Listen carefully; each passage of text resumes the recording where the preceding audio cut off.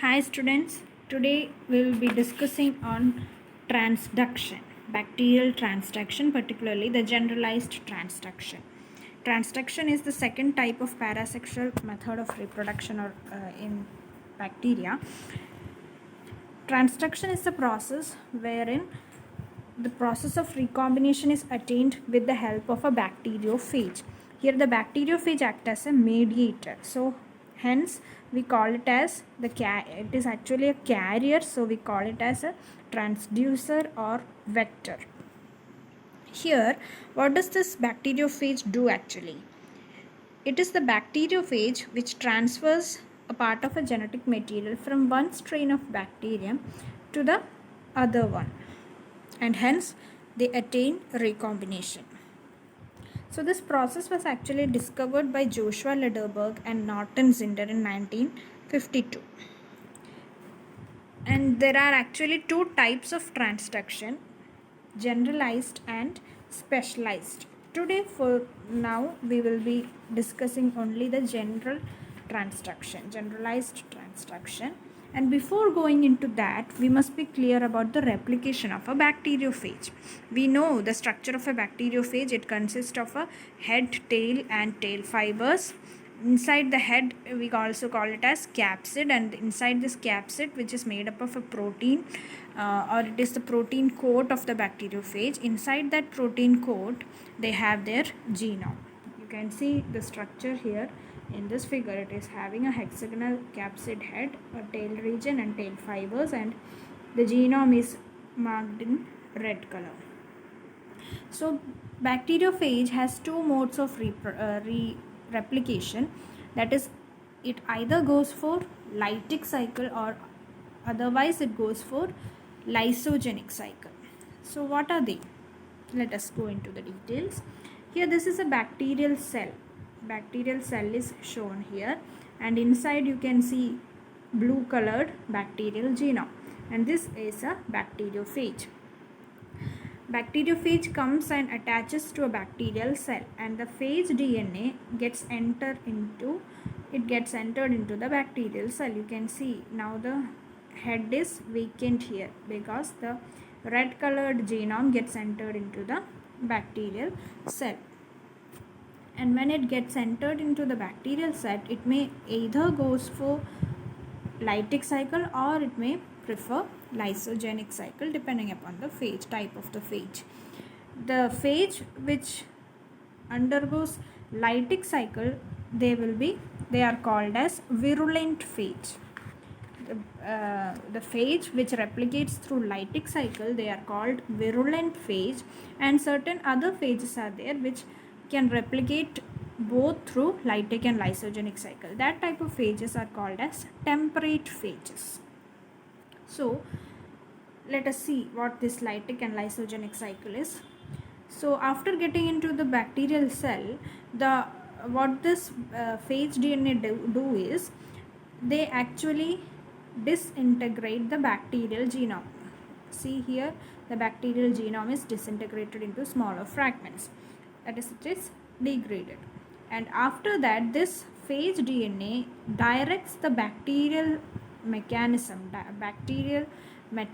in such a way that it directs the bacterial metabolism to synthesize or to replicate the phage DNA instead of bacterial DNA.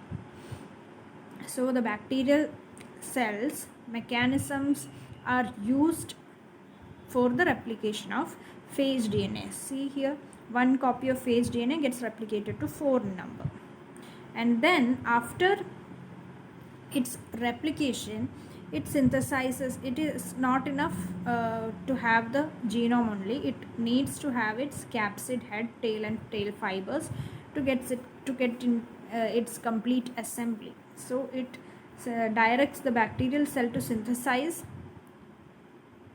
the remaining capsid, tail and tail fibers also. So the bacterial cell synthesizes all the transcription.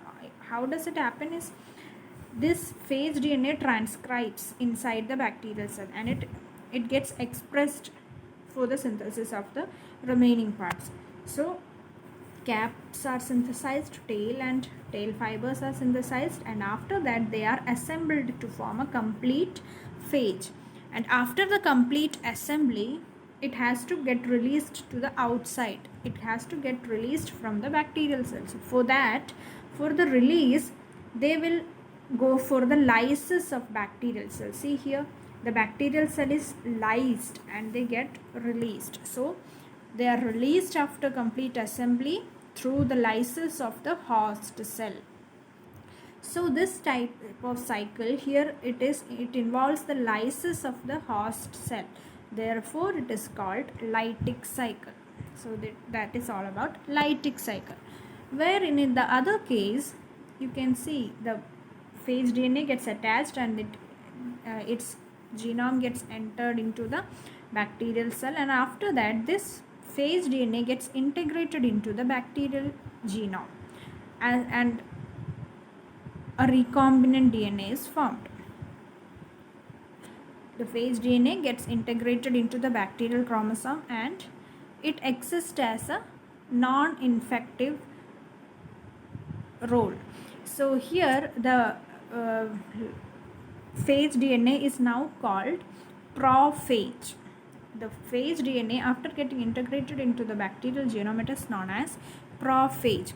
So this prophage it remains dormant for certain period of time until the bacterial cell divides.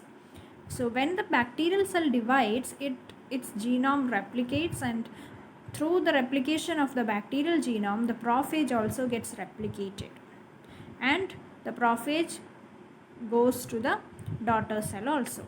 So in this way, they get transferred to the daughter cells of the bacteria also. They remain dormant for certain period of time, and under certain situations, they get initiated to activate the lytic cycle. And that particular situation, like UV radiation or the presence of certain chemicals, may induce the lysogenic prophage to initiate lytic cycle. Otherwise, they remain dormant in the form of prophage in the bacterial cell. So after that, they get exit from the bacterial genome and they initiate lytic cycle for their exit from the bacterial cell. So that is all about lysogenic cycle. And now if you are clear with the replication of bacteriophage, you will understand the generalized transduction also. In generalized transduction, what happens is a portion of a donor bacterial DNA gets enclosed by the capsid proteins of the phage, forming a transducing particle. Actually, this happens by a mistake.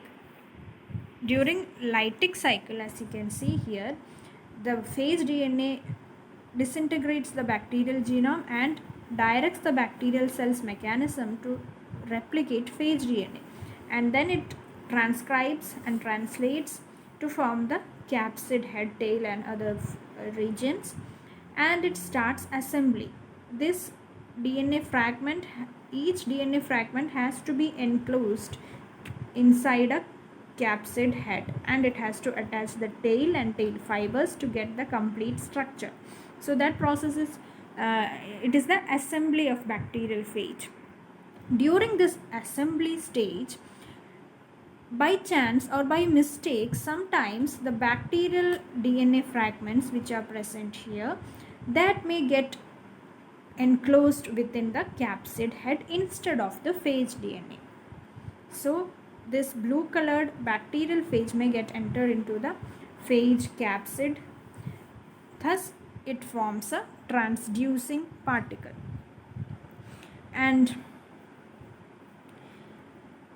then these transducing particles are the viral particles having the bacterial DNA. The transducing particles are released through the lysis of the bacterium, and when it is released, it comes out and it may get attached to another bacterial host, and then there it injects its DNA into the host. It injects its DNA into the host bacterium. So this DNA, this red colored DNA, this is actually the DNA of the first bacterium, not the phage DNA. And this is the this is the exogenot. We can call it as exogenot. And then what happens? It attaches, it releases, or it injects the DNA into it. Recombination occurs between the injected DNA and the homologous part of the bacterial chromosome, and thus a recombinant DNA is formed. That is what described in the figure. See, bacteriophage comes and attaches, injects its DNA, the bacterial genome is disintegrated, and then assembly occurs.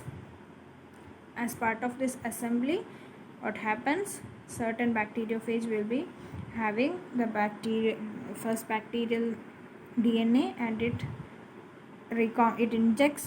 infects another bacterium, and there what happens? Recombination happens between the second bacterium and the first bacterium's DNA, thus forming a recombinant genome.